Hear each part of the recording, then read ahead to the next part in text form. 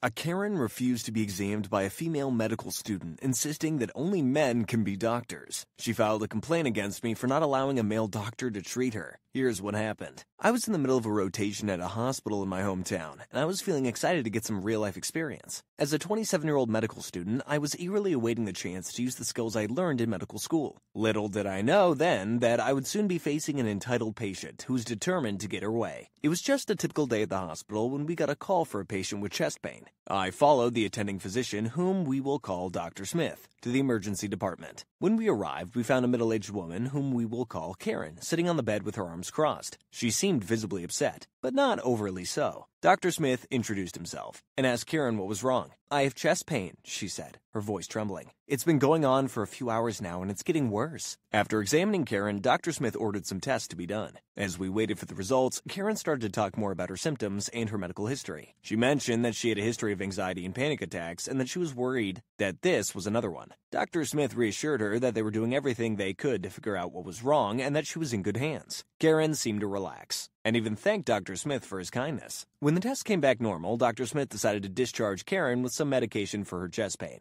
and instructions to follow up with her primary care physician. Karen thanked Dr. Smith and the rest of the staff for their help and left the ER. It wasn't until a few days later that Karen returned to the ER, complaining of the same chest pain. This time, I was the one in charge of her care. I introduced myself and explained that I would be the one examining her and ordering any necessary tests. At first, Karen seemed fine with this. She answered my questions and let me examine her. But I was about to order some tests. She suddenly stopped me. "Wait a minute," she said. "Are you a doctor or a nurse?" I replied that I was a medical student, but that I was fully trained and capable of taking care of her. But Karen wasn't satisfied. She looked me up and down, her face twisted into a sneer. "I don't want a woman touching me," she said. "I want a real doctor, a man." I was taken aback, but I tried to stay calm and professional. I explained to Karen that my gender had no bearing on my ability to provide her with the best possible care. But she wouldn't listen. She insisted on seeing a male doctor and refused to be examined by anyone else. Just as I was about to excuse myself to find a male colleague to take over Karen's care, another female colleague, whom we'll call Dr. Jones, entered the room. Dr. Jones introduced herself as the attending physician and explained that she would be overseeing Karen's care. Karen's attitude changed immediately. She argued that women can only be nurses and that men are the only ones qualified to be doctors. Dr. Jones and I tried to explain to Karen that her beliefs were misguided and that gender has no bearing on one's ability to practice medicine. But Karen wouldn't budge. She kept insisting that she wanted a male doctor to treat her and refused to be examined by anyone else. We were forced to call in a male colleague to take over her care. It was a frustrating and disheartening experience, one that reinforced for me the importance of continuing to fight for gender equality in the medical field. After Karen left the ER, I thought that was the end of it. I couldn't have been more wrong. A few days later, I received a call from the hospital's legal department. Karen had filed a complaint against me, claiming that I was discriminatory and unprofessional for not allowing a male doctor to treat her. I was completely blown away. I had done everything in my power to provide Karen with the best possible care, and yet she still felt entitled to have her way. I was in disbelief. I knew that Karen was wrong, but there was nothing I could do to prove it. I was worried that this incident would jeopardize my standing with the hospital, and that it could even hurt my chances of becoming a doctor. I spoke with the legal department, and they advised me to file an official response to Karen's complaint. I wrote up a detailed explanation of the events that had transpired, and sent it to the hospital. A few weeks later, I received a letter from the hospital informing me that my response had been accepted, and that Karen's complaint had been dismissed. I was relieved, but I was still a little shaken by the whole experience. I had thought that Karen was just another patient who wanted a male doctor for no reason other than personal preference. But it turns out she was an entitled person who felt that her gender entitled her to a certain level of care. I'm absolutely appalled by this story the OP shared. Karen's insistence on a male doctor was wrong and inappropriate, and I'm glad the OP was able to fight back and prove that their gender had no bearing on their ability to provide excellent care. It's a shame that Karen felt entitled to receive special treatment, but I'm glad the hospital was able to recognize the OP's professionalism and dismiss the complaint. I don't doubt the OP's story. It sounds like something that could easily happen in a hospital setting, but I'm also wary of the details, as it's difficult to imagine someone being so blatantly discriminatory without any repercussions. Still, I'm sure the OP experienced some kind of emotional distress from this incident, and I'm glad they were able to fight back and prove their worth. Entitled parents told my brother that he could take my house, and I could just live in the camper in the backyard because I'm single and he has a wife and kids. I really don't care who believes this. It's just so crazy that I don't blame anyone who calls BS. I won't argue about it. This happened to me. I also really don't care if anyone in my family sees this. I'm not going to sugarcoat anything, but I'm also not going to reveal any details that clue anyone in to who I am. that doesn't already know me. I'm a single man in my early 30s. Got a brother who's 29, and he's already got 4 kids now. He had his first at 22, and the second followed a year later. Then the third 2 years after that. And the fourth is the most recently born a couple months ago. His wife, my sister-in-law, and I do not get along, as she always likes to try and get a rise out of me by acting superior. Then turns into an extreme self-victimizing drama queen if I retaliated against her in any way. She can cry in an instant and can put on an extremely convincing show to get sympathy from just about anyone. My parents and brother absolutely adore her, even though they know exactly how she really is and just don't care. She's very good looking, I'll give her that. But she's so awful that I could never be attracted to her. She also refuses to get any sort of job, even though she has a college degree, and my mother willingly helps with the kids all day. So their finances are entirely dependent on my brother. This also means they can't afford to live anywhere but my parents' house. And privacy is a bit of an issue with all of them under one roof in a 3-bedroom house that was built in the 60s. Growing up, my younger brother was always the obvious favorite. We're 3 years apart in age, but he developed a superiority complex because I was badly punished if I retaliated against his antics in any way back then. It was obvious my parents cared for him a lot more because he got the lion's share of everything unless people called them out on it, which did happen a fair bit by other members of the family, which is why my parents packed us all up and moved us about 150 miles away from them, so they generally would see us on holidays since it was a 3-hour drive. My brother got physically abusive towards me on a number of occasions, flirted relentlessly with my first girlfriend to the point she broke up with me and laughed at any misfortune I had, and my parents just told me to suck it up whenever I was upset about it. I only got equal treatment when my parents wanted to keep up appearances. I admit it was rather funny to see the looks on their faces whenever they had to treat me equal to my brother on birthdays and Christmas because other people were present. We had relatives that were very nosy and loved gossiping drama, so my parents did their best to hide what was really going on and threatened to take all my stuff away if I didn't keep my mouth shut. If anything, it just made my parents celebrate more when I turned 18 and moved out because it meant they no longer had to provide for me. I wasn't even done with high school yet when I moved out, but couch surfing was far better than living with them. I was low contact ever since leaving home. They didn't even show up for my high school graduation, but I really didn't care. From that point on, I would usually only see my parents and brother on holidays like the rest of the family. The start of the 2020 pandemic was not kind to me. I lost my job and couldn't renew the lease on my condo because my roommate also lost his job, and neither of us could afford the place on unemployment money. It was a rented 2-bedroom condo that I really loved. As the lease was ending, my roommate left early to move back in with relatives, and I had to sell nearly all my stuff because I was soon going to be homeless if I didn't downsize to an extreme. I really shouldn't have rented a place that was so expensive, but I liked living the high life until that life wasn't kind to me. And I realized I should have been living somewhere far cheaper so I could have saved more money to fall back on. But I had a plan. I own a truck, simply for the fact that I've always loved trucks. So I found a $1,000 camper in good shape and put it on my truck so I could live out of it for a while. It was supposed to be temporary, but I ended up living out of it far longer than I ever thought. I originally was hoping to be able to live out of the camper at my parents' house, where my brother and his family still reside as well. But when I asked my parents to let me stay for a while, they told me they had a full house and didn't want me there. Plus, we hadn't exactly gotten along in the past decade. They said they'd only agree to let me park my camper there if I paid them basically what it'd cost to rent an apartment in my area. That was way too much just to park my camper. I was jobless and trying to save as much of my unemployment money as I could till I find a new job. I may as well be living in an apartment with that rent price they were asking. My parents called my camper an eyesore and told me to take a hike since we couldn't come to an agreement. And sister-in-law thought it was absolutely hilarious I had to live in a camper. My brother joined her in pointing at and mocking me while calling me a homeless bum. I parked my truck/camper in a store parking lot to sleep on the first night that I had nowhere else to go. I felt scared out of my mind that someone might try to break in. Suffice to say, I didn't sleep well that night. There was nowhere else I could go as any other relatives that owned houses were fairly far away, and all my friends were all apartment people. And I was pretty attached to my area as well, so I didn't want to just leave. I'd also had my mail forwarded to a friend's apartment. It was the only way I could still get my mail anymore. Finding a stable place to park was pretty difficult. I went looking around to try and find a job similar to my old one. It took months of living the nomadic camper life. In that time, I had to deal with a lot. Everything from beggars and drug addicts to people demanding I leave because my camper was an eyesore. At one point, someone who told me to move claimed to be with an HOA,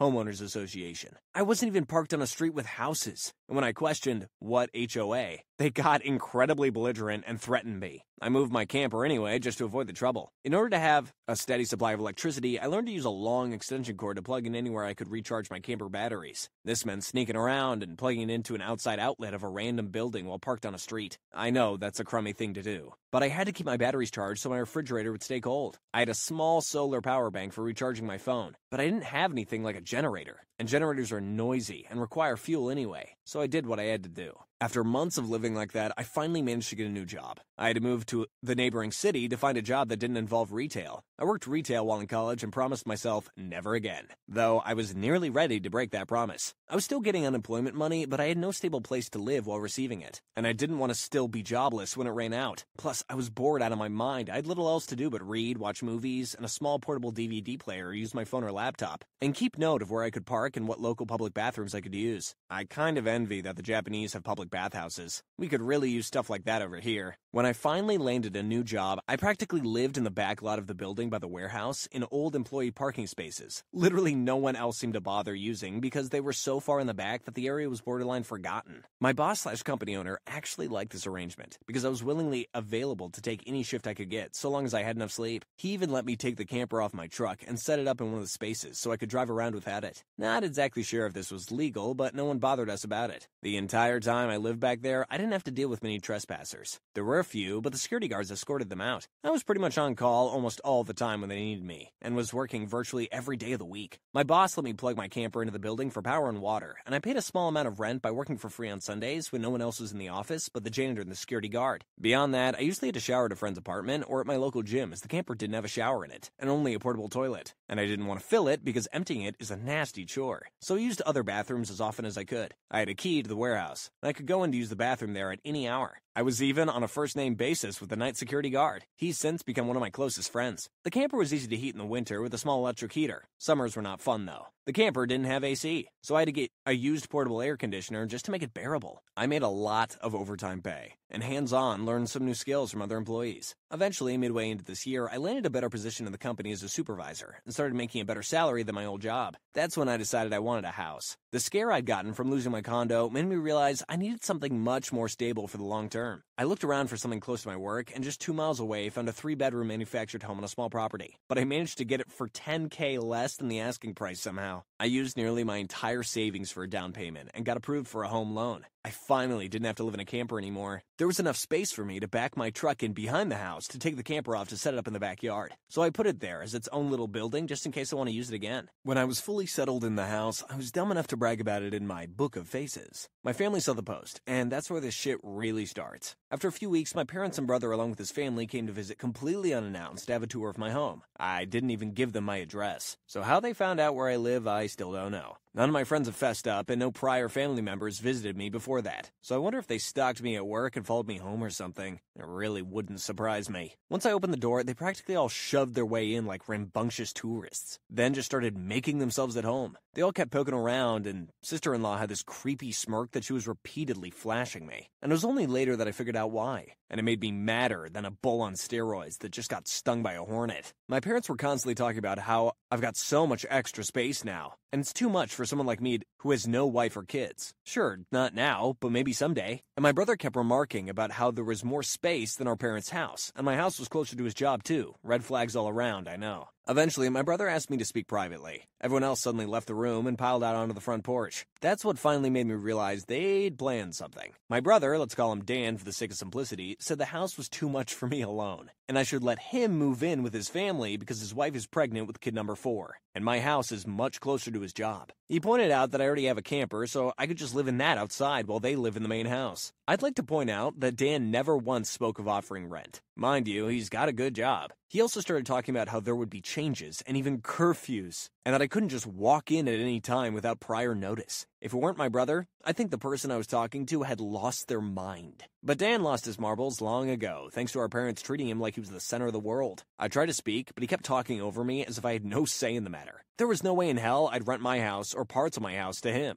Other people maybe, just so I can pay the mortgage off more easily, but certainly not him or his nasty wife. I've heard of this exact kind of situation in videos online many times, and never once did I think I'd actually live it because I thought it was so ludicrous. But my parents, brother, and sister-in-law do all fit the bill for a bunch of narcissistic, entitled crazies. So I picked up my phone and set it to start recording, then just held on to it. Dan didn't even seem to care or notice that I'd done this, and just sat there with his arms waving around while talking about all the reasons why he needed my house. Then went from saying that to acting like it was a done deal and trying to reach out his hand to shake mine. That's when I finally showed my backbone and said, "Hell no!" And I said it loud enough that Dan stumbled backward for a second. I'd rarely ever raised my voice to him on that level because I was punished by our parents whenever I did. But this was my house, not theirs. My spine can be as shiny as it wants here. I stood up and then told him that my house was not up for grabs, and acting like I'll let him move in just because they want it won't make it happen. I bought my house for me, and it's not my fault he keeps having more kids and has to keep living with our parents because he can't afford to move out. Dan got as physically close to me as he could without actually touching me and said that I didn't deserve the house and he needed a better place for his family to live. I laughed back in his face and said that was total bullshit because I worked hard to be able to buy my house. Of course I deserved it. Dan started yelling that I have no wife or kids and I don't need all the space, so I may as well give it to him. I said I'm not giving him anything, and he never even offered to pay me rent. If I let him move in, I'd still be covering the entire mortgage on my own house without even being able to live in my own house. Then Dan told me that he shouldn't have to pay rent because his family comes first, and our parents said I was going to do this and that I will. I yelled, as if their word was law or something, and told Dan that they did not have the right or power to give my house to him.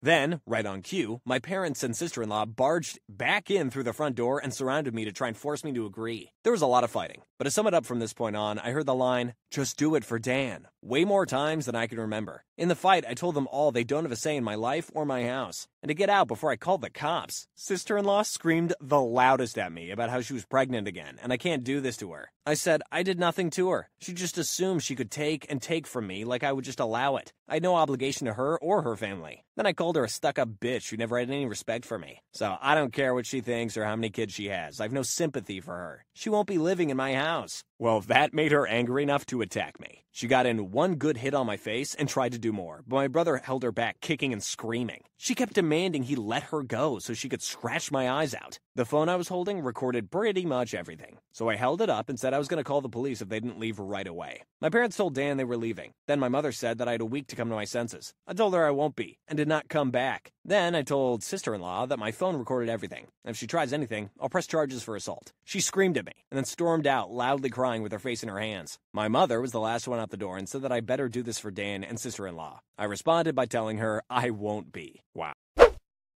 It sounds like the situation got out of control. I'm sorry you have to go through all this drama. I don't know what the best thing for you to do would be, but I think it would probably help if you can figure out a way to resolve things with sister-in-law. It seems like she's going through a lot of stuff, and maybe talking about it would help both of you deal with things in a more healthy way.